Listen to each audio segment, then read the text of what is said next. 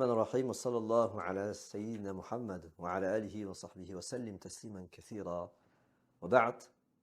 Today is the second day of the first 10 days of Dhul Hijja, of the 10 best days of the year.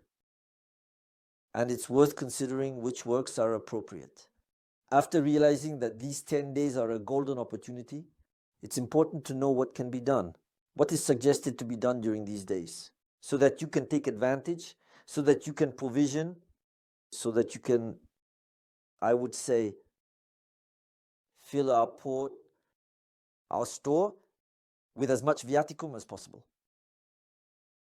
Allah subhanahu wa ta'ala, in the closing of Surah Al-Hajj, He tells us, يَا أَيُّهَا الَّذِينَ آمَنُوا يَرْكَعُوا وَاسْجُدُوا وَاعْبُدُوا رَبَّكُمْ وَافْعَلُوا الْخَيْرَ لَعَلَّكُمْ تُفْلِحُونَ. You want to reach al-falah? You want to taste the fruit of effort? To this earthly bliss before the other? To this earthly bliss. First fruits of heavenly bliss.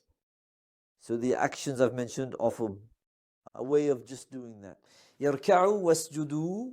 These are the two main postures of salah. Then of course, they're not the only ones, but they're postures, which refers to humility. Humility is a sine qua non condition in order to fulfill its role, in order to ensure its function. Humility consists in awareness, in the right vision of its rightful importance in the world. In other words, its rightful function, its rightful role in the world. And the second element of humility is the awareness of the right degree of fulfillment. It's all about getting it right from where you are, or not to be mistaken about where we are. In this journey up on the ladder of self-realization, what stage, what degree are we at? يَرْكَعُوا وَاسْجُدُوا. And these two postures of humility will allow us precisely to be abd wa'budu rabbakum.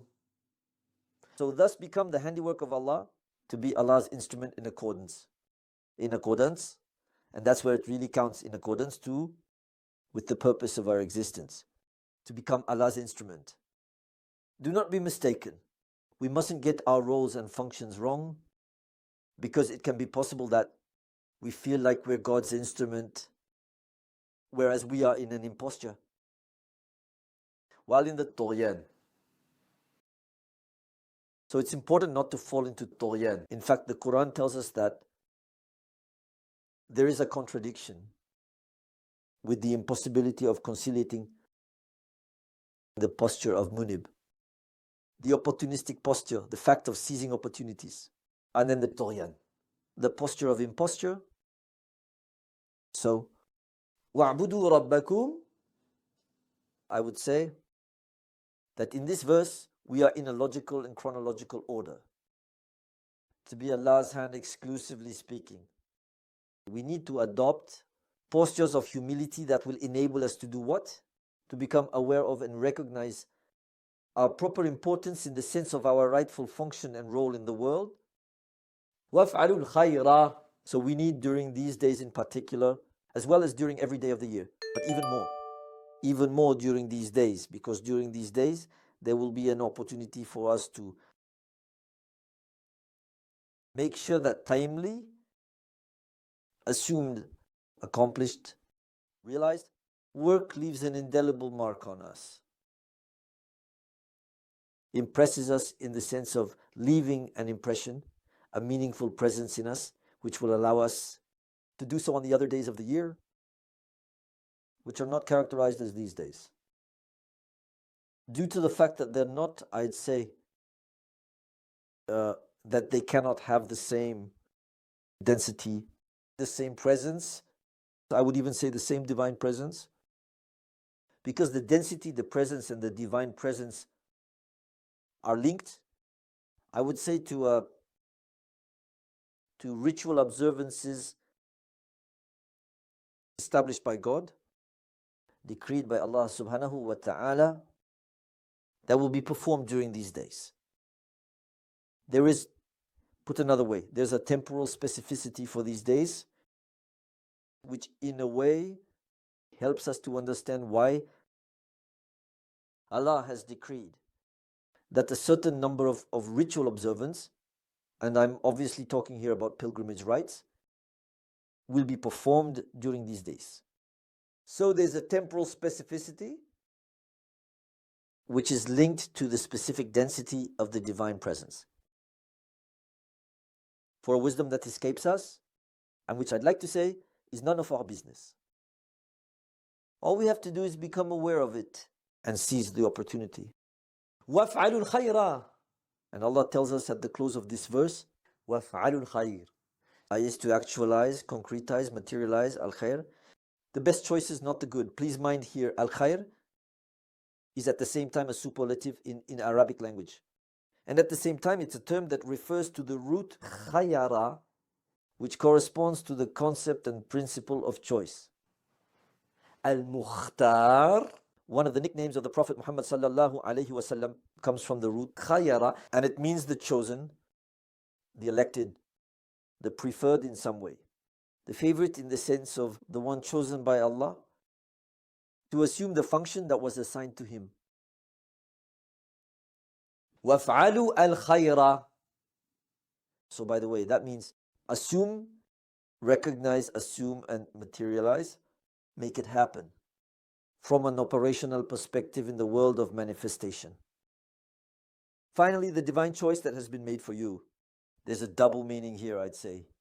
To be able to fully assume the choice of God in our function, singularly speaking, it's all about for us to make the best choices. And there's a possibility in these days, because these are special days, once again, because of the density of the divine presence, for us, there's the possibility of what? To be connected to what will enable us to make the best choices. Put another way, during these days, if we seize them properly, if we literally spend them, i.e., we fill them with any work that will enable our soul to be available for the best choices, it will be possible for us to reach the felicity on earth. يا أيها الذين آمنوا اركعوا واسجدوا واعبدوا ربكم وافعلوا الخير لعلكم تفلحون. By the way, the verse is followed by another verse. This is the closing verse, I guess, of the surah. وَجَاهِدُوا فِي اللَّهِ حَقَّ جِهَادِهِ. And make a collective effort.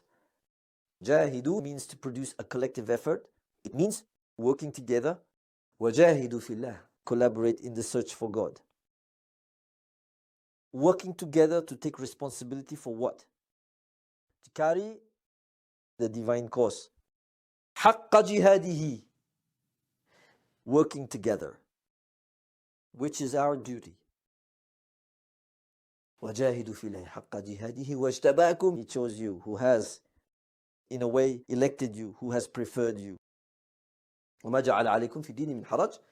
And he did not introduce in this obligation, i.e., in all rites, in all the ritual observances prescribed by God, and which, in a way, make what I call obligation. Obligation in the sense of rights and the duties falling when we have established a pact, an alliance with heaven, an alliance with God. In other words, the obligation to assume and respect one's commitment to Allah subhanahu wa ta'ala in the fact of what? To assume its function and its precise role as part of the divine plan. So Allah, in this observance, in this obligation, does not want us to be in an uncomfortable position. There is no will from God to put us in a discomfort.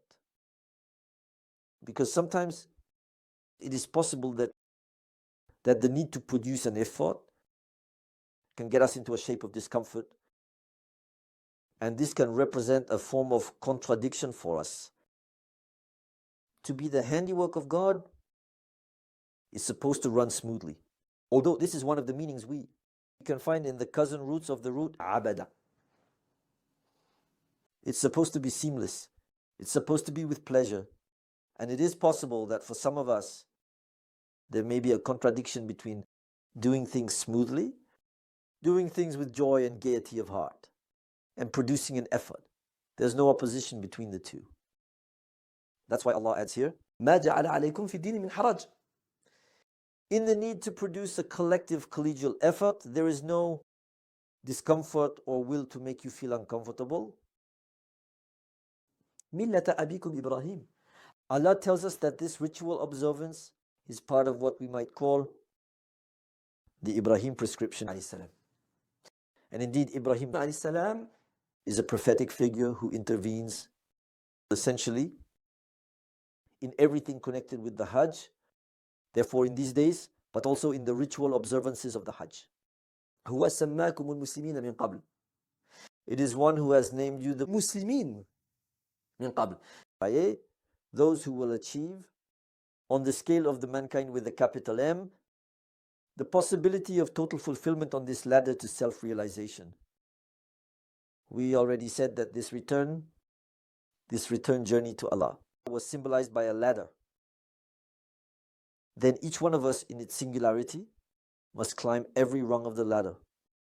But the mankind as a whole, the mankind when it works collegially, when it collaborates in the achievement of the mankind with a capital M, must also climb all the rungs of the ladder. Of course, it is the community's responsibility. The community of those called Al-Muslimin by Ibrahim alayhi salam, it's up to us to make a major contribution to the achievement of the mankind with a capital M. In what? In this journey back to Allah.